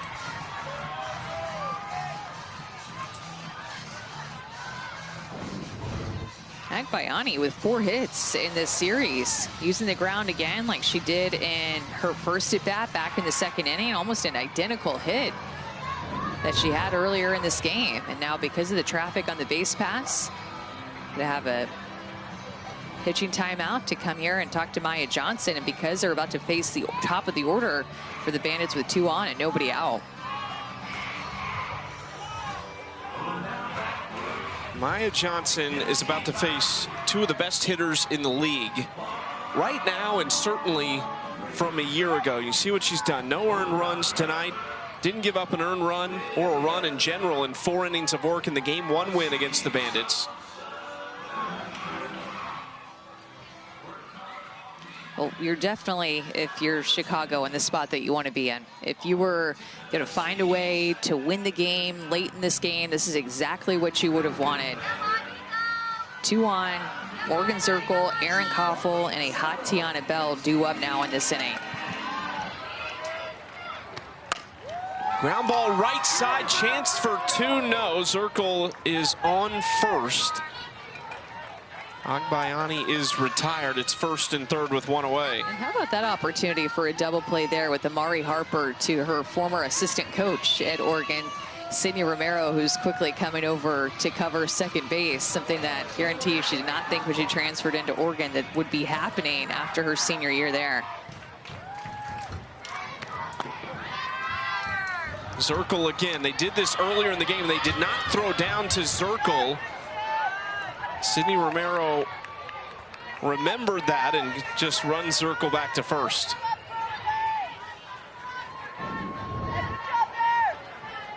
First and third's always a lot going on. Communication is important. Looked like Zirkle was running again on that pitch. Aaron Koffel had some clutch moments last year. Tough spot here, 0-2. Lets that pitch go for ball 1.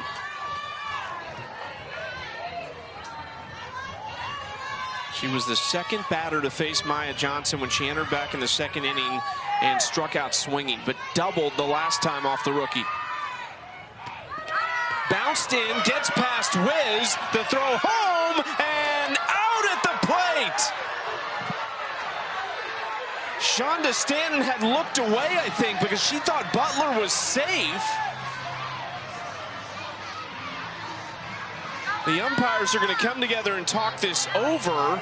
Well, I think they're going to challenge for obstruction because Maya Johnson, her foot was blocking the edge of home plate.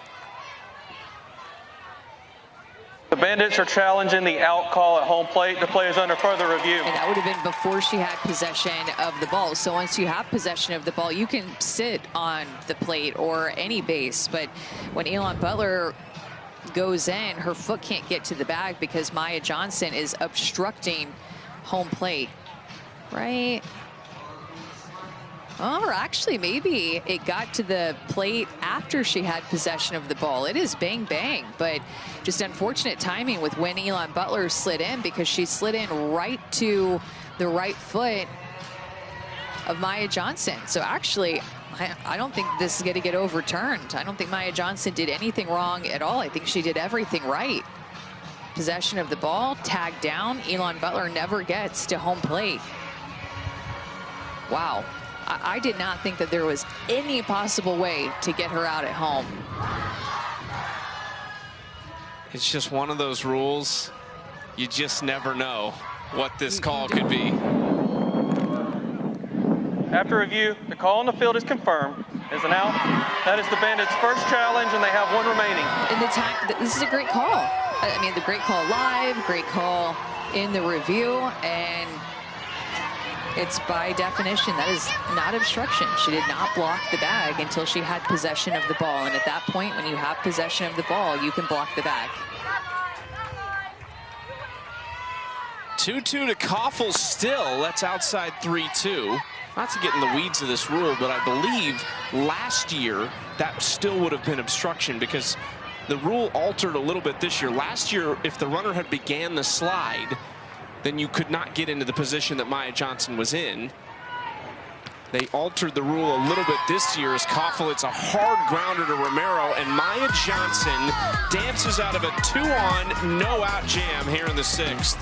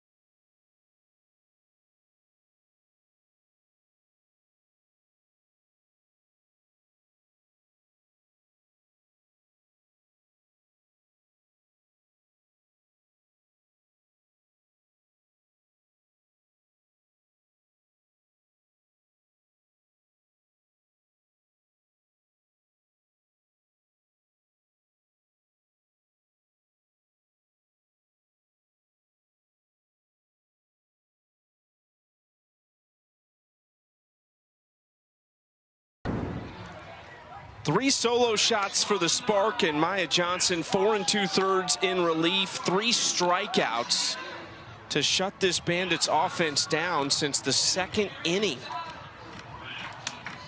Just 5 hits, 5 left on base, and 0 for 5 with runners in scoring position since that 2nd inning for Chicago. And Chicago out hitting Oklahoma City. Saw that last week in Utah. They out-hit the Talons and lost one of those games. Lost a game 1-0 in Utah. Also lost one on a walk-off in extras, 9-8. Hard hit through the 5-6 hole. Sydney Romero has a 2-hit night. Sydney Romero last year, I mentioned kind of a touring entity, and one of the stops was Norman, Oklahoma. Of course, Sydney starred there for Patty Gasso, won some national championships, both as a member of the staff and a player. But Sydney Romero got hurt last year, just before we went to Norman, so she was so excited to play back in that, didn't get to play in that stadium in college, but excited to be back in front of those fans and have Patty Gasso watch her as a pro. She gets hurt right before then. And so it had to be a special moment, despite, I'm sure, how much she loved playing with the Talons last year, to hear her name called and get to go to Oklahoma City to play. Anytime you have those ties from college or hometown, like Sydney Sherrill being from Oklahoma, just got to form those connections with the fans and the universities and with the players that run a little bit deeper.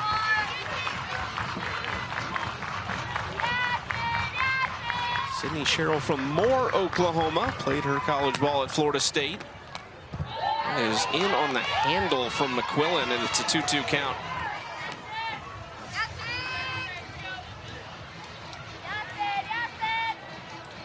Taylor McQuillan, of course, a great story, legally blind in her left eye since birth, and she has just been a dominant force since she came onto the scene at Arizona, where she was 4-time All-Conference for the Wildcats, as she strikes out Sydney Sherrill. Rise ball has been the strikeout pitch for Taylor McQuillan since she entered into this game, and getting big chases from these spark hitters. They did not strike out at all until Taylor McQuillan entered this game. Swing and a miss, maybe a little tip off the bat of Bubba Nichols-Camarena. These two, of course, teammates last year. Bubba, a key piece of this Bandits team that went to the AUSL Championship and came up short against the Talons.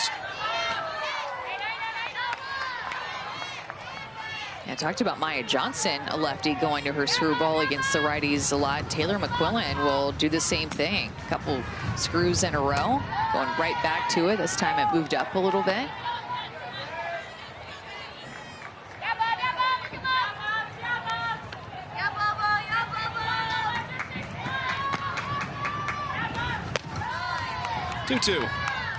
Lefties are coveted in this league. There aren't a ton of left-handed pitching or pitchers in this league.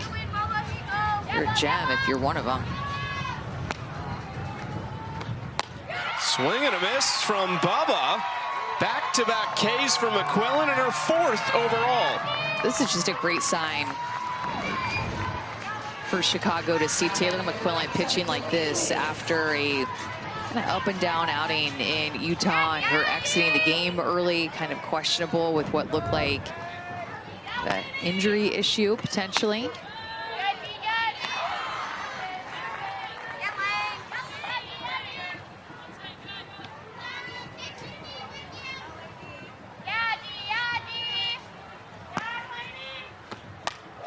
Fouled off the bat of Delaney Wiz. Could give him some insurance if she can put together a swing like she did earlier in this game in the 2nd inning.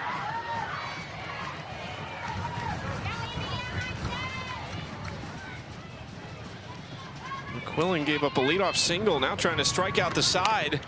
Ground ball back to her and makes the play. So Taylor McQuillan holds serve. It's 4-2. Last chance for the Bandits.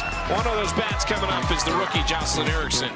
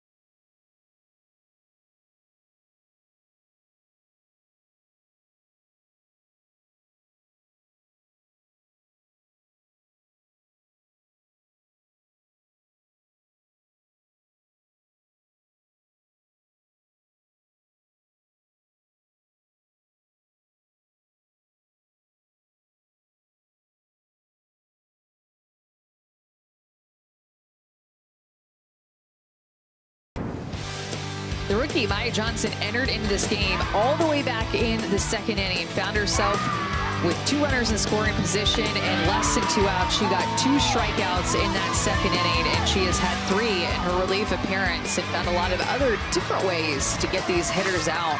She has had some traffic that she's worked around in every inning that she has pitched in, but still has found a way to not give up any earned runs.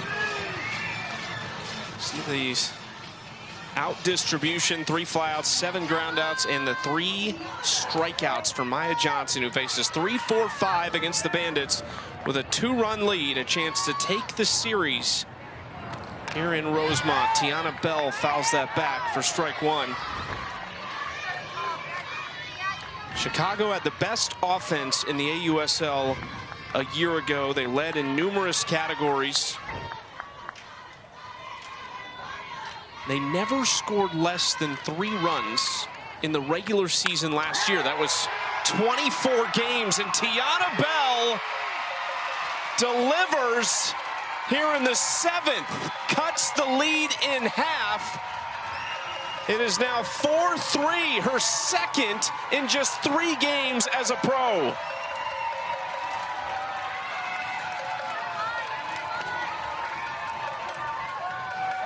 They want more cowbell. Do you hear it? They're ringing the bell. Even though, she did go to Arkansas, not Mississippi State, but still you got to ring the bell for Tiana Bell because of the way that she has been driving the ball since she joined this Bandits team. Sits back on the changeup, and she gets all of it, 235 feet. Just to sneak it on out of here. They moved her up in the order, the rookie from Arkansas. Getting the Bandits within 1. It's another solo shot in this game to make way for Sammy Williams. So what I was saying was the Bandits didn't score less than 3 in 24 regular season games last year. They were held to 2 or fewer in now 6, or it would have been 6 of the last 9 games, but Tiana Bell takes care of that. We've also seen them score 8. We have seen them score 11 this season. I think Shonda Stanton would be happy at a nice average of 6 or 7 on the regular. 0-2 to Williams. That's what the Spark are doing this year with their runs per game average. They're held to 4 in this game, but just trying to figure out the right moves to score more runs for this Bandits team. And one of the right moves is to move Tiana Bell up in the lineup like they did today.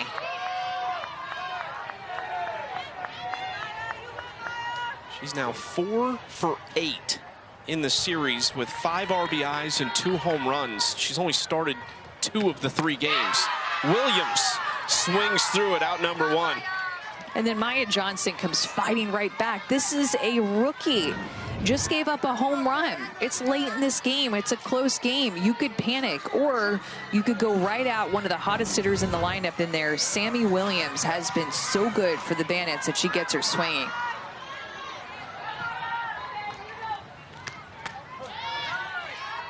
Jocelyn Erickson takes strike 1.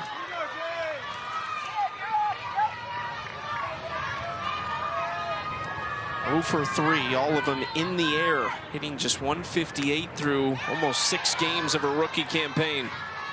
She just needs to find a barrel. It's what's been missing from Jocelyn Erickson, just that feel of finding a barrel, ball coming off your bat.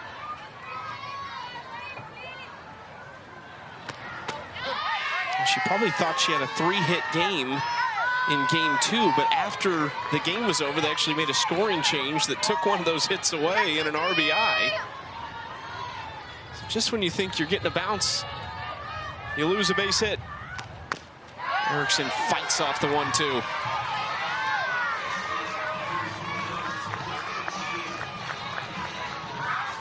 The only Bandit not to reach in this game.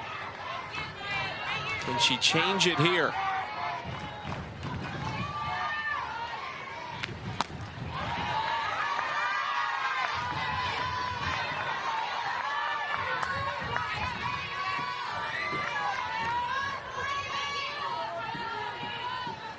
Chicago's first-round draft pick against the Sparks first-rounder.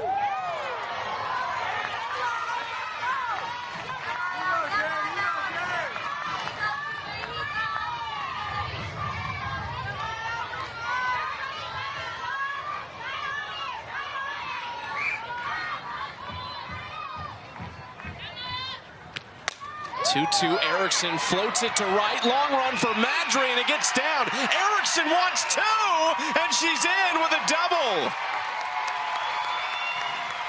Found a way. Jocelyn Erickson just did everything in that at-bat that she could to foul off some pitches, to extend her at-bat, to just be able to put it into fair territory somewhere. And she finds a hole because of the turf. Looked like it tripped up KK Madry in right field. She did not have a play on that ball, and now the Bandits have a runner in scoring position. Amber Flores coming out. They're going to talk things over on the infield. Bree Copeland, who is very familiar with Shonda Stant, was a GA at Indiana for her this year after playing 4 years there, will run at second base. With the winning run stepping to the plate. Mary Jacopo has seen the ball well this season. We were talking about her before coming to the field today, of just, this might be the best start that we've seen her have. Had just 3 hits, 3 walks all of last year. She's got 3 hits in this series alone and had a pair in the first series. This was game 1. Home run off of Ruby Malin. It was the only run that Chicago scored in game 1, but it was off of her bat. She's been squaring the ball up.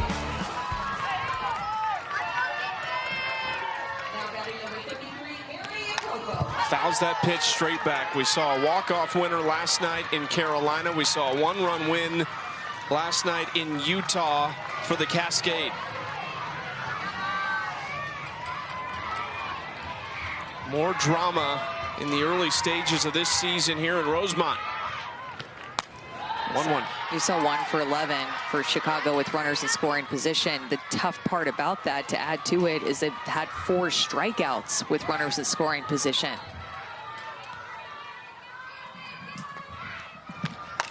Jacopo fouls it out of play to the right side, 1-2 count. The biggest chance was last inning. They got the first 2 runners on the 8-9 spot, both singled to get it to Morgan Zirkle and Aaron Koffel, and they got nothing out of it. It's because of that woman right there in the circle, Maya Johnson. Big 1-2 pitch.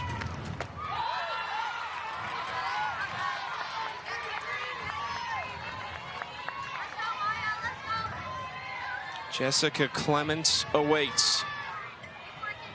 1 for 2 with a solo shot and a walk for Clements tonight.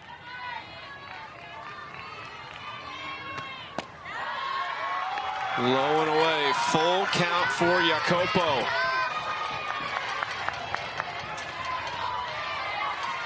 Mary Jacopo had a ton of power in her time at Texas, hit 43 home runs, 174 RBIs there.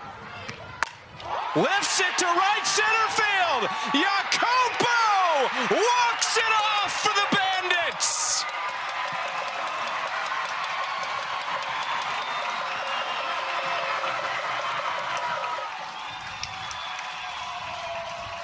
How about that?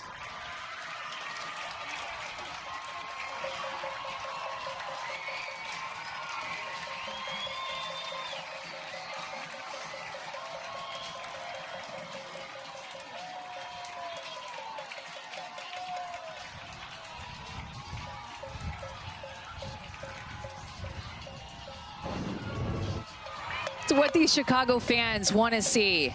A come-from-behind victory. And Mary Jacopo, it's a pitch that she wanted to see, the screwball. She wanted it. The first pitch that she got from Maya Johnson in this at-bat. She got it again late in the bat, and she stays on it. A walk-off bomb by Mary Jacopo, who we were saying had been seeing the ball so well, wins the series for Chicago at home and gets these fans something to cheer about and smile about in the car on the way home. Mary Jacopo had more hits in this series than she had all of last season. None bigger than that swing right there a 2-run walk-off winner off the rookie Maya Johnson, who was excellent in this series. That might have been the one mistake pitch she really made. And just, I think, a better adjustment by Jacopo. I don't even know that it was that bad of a pitch. I just think she went up with a plan and was determined to execute that plan when the game was on the line. 13 hits for Chicago, 16 hits for them last night. The Chicago hitters are starting to find their groove offensively and move all the right pieces in the right order in their lineup. The Bandits win the series after starting the year 0-4. They win back-to-back. Huge response for Chicago, and their hero is sitting in the chair with Mary Jacopo, the 2-run walk-off winner. I mean, my goodness, Mary, the way you guys fought back, not just in this game, but kind of this week after a tough start. What are you feeling right now? I'm feeling so much joy, one, to be home, but two, to just give a punch back after our first opening week. So we're happy to be here, and we're so glad the fans turned out today. All right, Mary, you know we're going to ask you this. You're a veteran. You've been around. Take us through that at bat. What did you see? What were you thinking? What were you looking for? I was looking to drive the ball to the right side. Alex, our first base coach, came up to me, and all I wanted to do was hit the ball to the right side.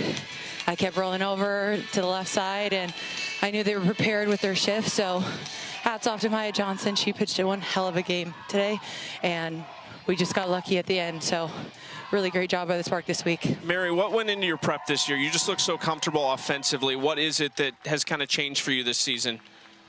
Honestly, the game never changed. I just got older, got wiser. We got our same vets back that we were lucky to get back, and so just buying into them and continue to spread what culture we are trying to build here with the Bandits and spread that to the rookies. It just feels comfortable, honestly. Mary, congrats. Thanks so much for the time. Thank you so much. Mary Jacopo, the Bandits' hero tonight. I mean, you just can't overstate how much that win can mean for Chicago. They are right back to work tomorrow, a 3-game series with the Carolina Blaze here in Rosemont. A lot more AUSL. You got a game every day until July 20th. And we can't wait to see how this season unfolds. For my partner, Amanda Scarborough, our producer, Mariah Gearhart, our director, Jordan Alvis, and our entire awesome crew, I'm Chucky Kemp. We thank you for joining us. It's the Bandits who take the series, a 5-4 walk-off winner over Oklahoma City tonight in Rosemont.